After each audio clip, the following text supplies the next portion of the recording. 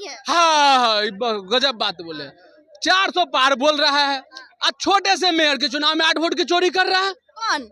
अरे बीजेपी के मेयर के चुनाव में हुआ ना जी चोरी। अरे हाई कोर्ट सुप्रीम कोर्ट पूरा दुनिया जानती है यार। अब मुझे चोरी, अब बताइए जो 8 वोटों की चोरी कर सकती है, यहाँ प्रधानमंत्री सांसद के चुनाव के बाद तो कितना चोरी करेंगे। अरे यहाँ सीना ठोक के 2020 में भी सबसे ज्यादा सीट लेके आए थे और 2024 में भी सबसे ज्यादा सीट लेके आएंगे। भारती को सपोर्ट करेंगे और इस बार सारा पटना वासी मीसा भारती को ही सपोर्ट करेंगे। ये लोग कि रामकृपाल यादव ज्यादा काम किए इस बार। उनको लगता है तो रामकृपाल को सपोर्ट क्या करेंगे। लगता है? उनको लगता है कुछ नहीं किया, बीजेपी की सरकार आएगी तो आएगी, सरकार ही आएगी। हाँ, रामकृपाल यादव का हैट्रिक है जी, उसके सामने कोई नहीं। हैट्रिक मौका नहीं मिलना चाहिए मीसा भारती। नहीं जी।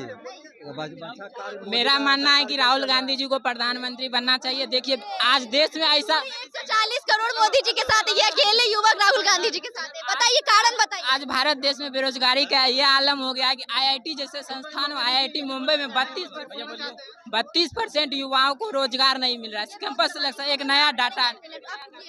जब 400 पारे चल जाएगा तो चुनाव कराने की क्या जरूरत है? तो बताइए ना क्या क्या। अरे अपन मुंह के बोली देखिए 400 आप खुद जो है ना। वोटिंग की जरूरत ही नहीं। वही बात तो वोटिंग की जरूरत नहीं है। मोदी जी सेटिंग करेंगे। हाँ लेकिन होने चलने नहीं देंगे सेटिंग। यहाँ पर चिकित्सा की बात नहीं होगी, रोजगार की बात नहीं होगी, बात होगी धार्मिक मुद्दा की। यहाँ रोजगार, शिक्षा और चिकित्सा की बात नहीं होगी। हमारे देश में ये हालात अभी है कि आईआईटी जैसे, आईआईएम जैसे सेक्टर में आज का रिपोर्ट है कि उसमें 46%, 45% पटना आईआईटी का हाल है कि बेरोजगारी दर बढ़ गया। जब एक आईआईटीएन को बनाने के लिए भारत सरकार को 7 करोड़ रुपया मैक्सिमम खर्चा होता है। केंद्र सरकार को नहीं दे सकते हैं ना, राज्य सरकार की। नहीं, ये तो केंद्र सरकार और राज्य सरकार का दोनों गलती। अभी तो डबल इंजन का सरकार है। शिक्षा पर बात नहीं होगा, रोजगार पर बात नहीं होगा, चिकित्सा पर बात नहीं होगा, बात होगा तो धार्मिक मुद्दा पर होगा। अरे भाई हम धार्मिक झुंझुना लेकर क्या करेंगे? आस्था एक अलग एक विषय। नमस्कार, आप देख रहे हैं द ट्रूथ और मैं हूं आपके साथ दीक्षा। आपको बता दें कि लोकसभा चुनाव आ गया है। पाटलिपुत्र लोकसभा चुनाव से रामकृपाल यादव और मीसा भारती आमने सामने, एकदम कांटे का टकराव नजर आ रहा है। इस बार जनता इस बार किसके साथ है, जनता से बात करके जानेंगे लोकसभा चुनाव में किनको देखना चाहते हैं। रामकृपाल यादव। क्यों? अरे जमीनी स्तर का वो नेता है, वो अपना एरिया में जाके देखिए उनका विकास, या उनका एरिया में जाके उनके जो भी मतदाता है उनसे पूछिए, बताएंगे क्यों। लगातार विकास किए हैं। लगातार विकास किए हैं। कोई भी बुलाता है, कहीं भी किसी का दुख हो या सुख में हम हमेशा खड़ा रहते हैं। जमीनी स्तर का वो नेता है। ऐसा नहीं लग रहा मीसा भारती को इस बार मौका देना चाहिए परिवर्तन, क्योंकि जरूरी है। देखिए परिवर्तन संसार का नियम है, लेकिन परिवर्तन उस टाइम किया जाएगा जब संसार में गलत हो रहा है। जब संसार सही जा रहा था, परिवर्तन क्यों करें हम? लालू यादव को गरीबों का मसीहा कहा जाता है, तो उस अनुसार उनकी बेटी को मौका मिलना चाहिए ना। देखिए लालू यादव को कहा जाता है, न कि मीसा भारती को कहा जाता है। तो वहाँ के जनता तय करेगी। ऐसे तो हम वोट देंगे तो रामकृपाल यादव को देंगे। रामकृपाल यादव जी, रामकृपाल को देंगे। कोई उनके 2 अच्छे काम गिनवा दीजिए ताकि जनता जान सके।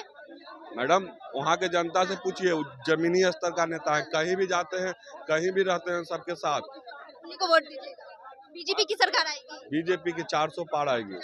400 पार आप कैसे कह सकते हैं? अभी हुआ है? जी, ध्रुव राठी कैसे? ध्रुव राठी मतलब बीजेपी की सरकार को गिरा देगा। अकेले गोदी भी दिया और अकेले ध्रुव राठी। बीजेपी की सरकार को कौन गिरा देगा? ध्रुव राठी कौन है ये एक यूट्यूबर है जो गोदी मीडिया को अकेले संभाल रहा है। अच्छा, मोदी मीडिया कहाँ है?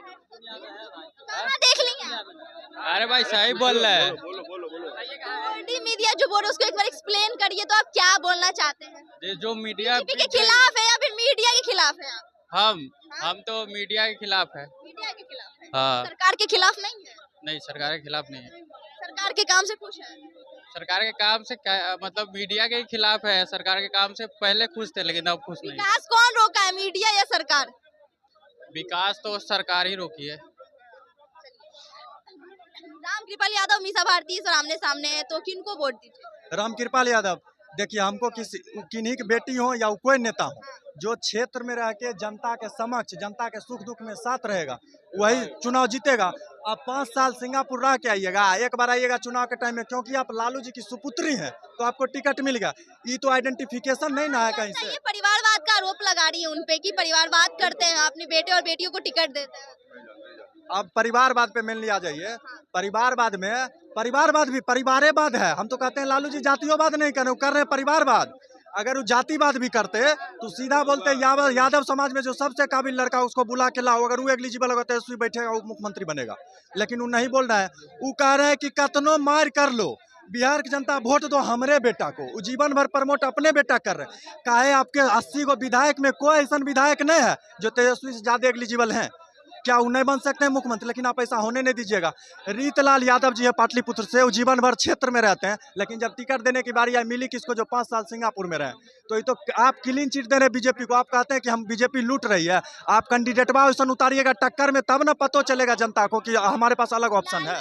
परिवारवाद करते हैं तो बीजेपी वाले परिवारवाद नहीं करते। उनके बेटा बेटियों को टिकट नहीं मिल रहा है, उनके बेटा और बेटी नेतागिरी में नहीं आ रहे क्या? आप बताइए नरेंद्र मोदी जी कौन बेटा टिकट मिला, अमित शाह जी कौन बेटा टिकट मिला, को भी टिकट मिल रहा है। नाम बताइए ना हमको।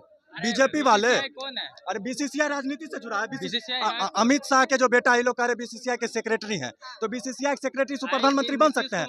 कब आए अमित शाह बोलने के लिए हमारे बेटा प्रधानमंत्री को उम्मीदवार टिकट दिए? राजनीतिक बात कीजिए ना बीसीसीआई। अब दूसरा बात आ जाए मोदी जी पे। हम किसी पार्टी के समर्थक नहीं है, हम ये बतवा सीधा कह रहे हैं। 40 में से 39 MP बिहार से हम लोग जिता के भेजे। 40 में से 39 MP कमवा छोड़ दीजिए, कमवा छोड़ दीजिए, बैठकों नहीं किए बिहार के लिए। अब ये लोग कहता है बिहार की जनता की मोदी जी जिम्मेदार है। अरे मोदी के जिम्मेदार से ज्यादा 39 MP जिम्मेदार है जो क्षेत्र से जीत के गया। ऐसे बोल सकते हैं? बिल्कुल बोल सकते हैं। 39 गो MP 39 बार भी अपना क्षेत्र का नाम ने लिया लोकसभा में। इसका जिम्मेदार मोदी जी है। मोदी जी को कैसे पता चलेगा कि सहरसा में क्या हो रहा है, बेगूसराय में क्या हो रहा है? ये तो संसद का ना काम है। संसदवा बोलेगा ही नहीं तो दोषदार मोदी जी कैसे हो गए?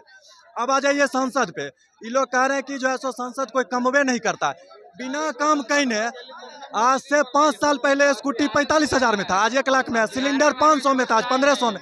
इतना के बाद भी जब आप लोग वोट देवे कीजिएगा तो उसको काम करने की जरूरत क्या है? जब उजाना बिना काम कैले हम जीत जाएंगे। यही सच्चाई है बिहार जनता। ये तय है कि इस बार बीजेपी की सरकार फिर से आएगी पाटलिपुत्र लोकसभा चुनाव में? 400 पार नहीं आएगी इस बार, 400 पार से नीचे ही आएगी।